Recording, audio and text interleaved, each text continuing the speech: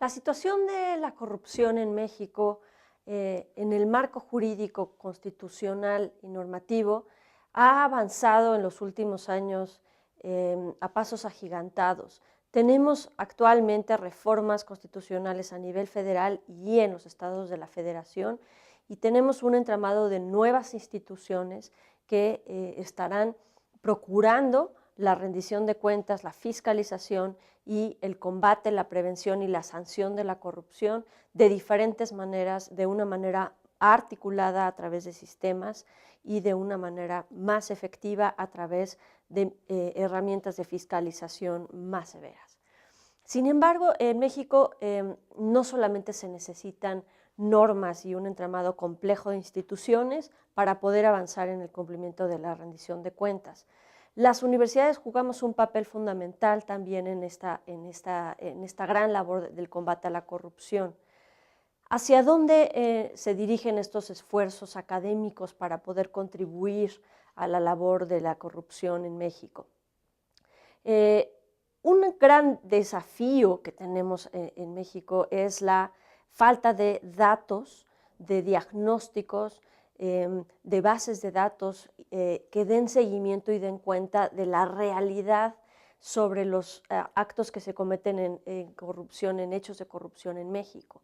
Esa falta o déficit de información hace necesario la construcción y la articulación de diferentes instituciones que deben de producir esta información. Una vez que se cuenta con información en materia de corrupción, por ejemplo, sobre actos, hechos, delitos,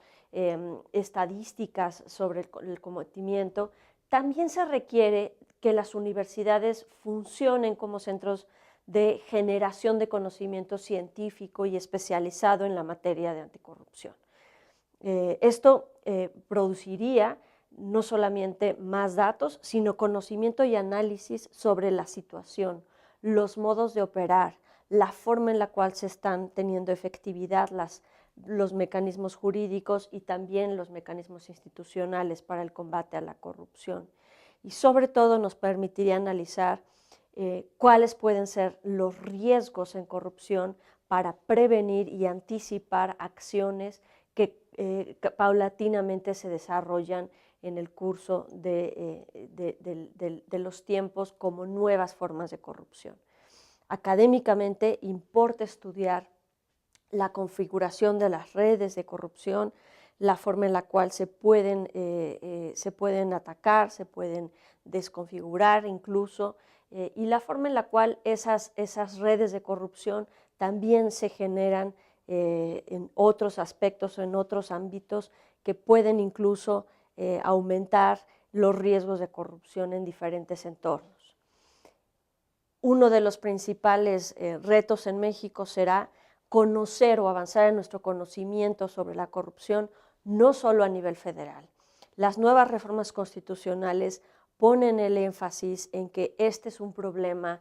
no solo de la federación y tampoco solo de los órganos ejecutivos federal y estatal, sino también de los órganos jurisdiccionales, también de los poderes legislativos y también de los órganos autónomos, y todas las instituciones de gobierno deben de implementar hacia adentro medidas de prevención y sanción en la materia de corrupción.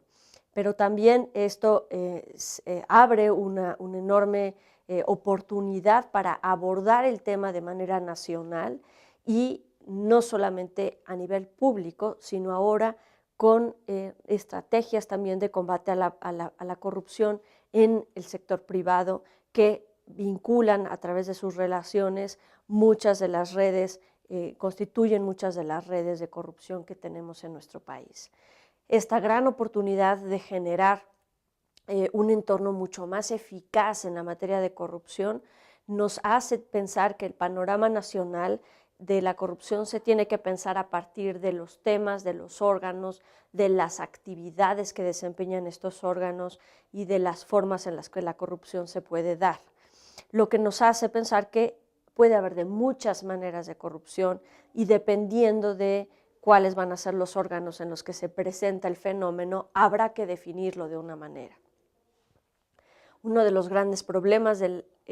la corrupción es que se convierte en un adjetivo que puede ser utilizado para cualquier tipo de hechos que parecen ilícitos o inmorales. El rol fundamental de la academia y particularmente del Observatorio de Corrupción e Impunidad en el Instituto de Investigaciones Jurídicas es definir esa idea de corrupción, darle forma, contenido, ejemplos, para que entendamos desde la manera más académica los mexicanos y estudiemos más la corrupción y conozcamos a qué sí podemos llamarle corrupción y a qué no podríamos llamarle corrupción.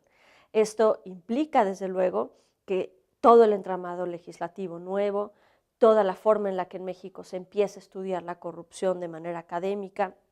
y se ha estudiado también en el pasado, llevaría a que tuviéramos un México mucho más informado sobre los temas de corrupción y sobre las probabilidades de combatirla.